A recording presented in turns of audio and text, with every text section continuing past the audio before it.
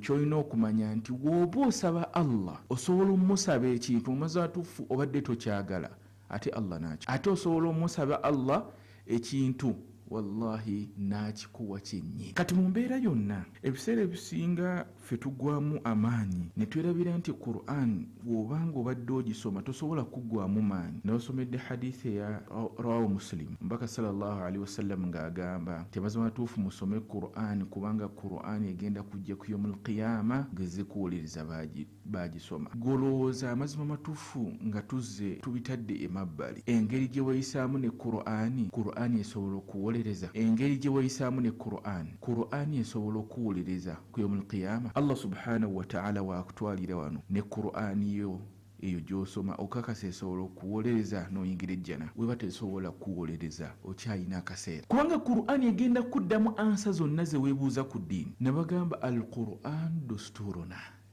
Qur'an ye constitution yo ng'omusiraamu koyina otambulira. Buli woba oyina kye weebuuza ku ddiini ng'oli oyina w'osikatidde nga tonnabuuza kirala kyonna sooka obuuze Qur'an egamba etya ku nsonga eyo. Wallahi Qur'an ejja kuddamu. Gwe njagala ngamba kiki Allah mu Qur'an kyatayogerako? Tekugaba maali y'abamulekwa, tikukola business, nti kuwasa, nti kuzaala, nti kufiirwa, nti kukola mukolo.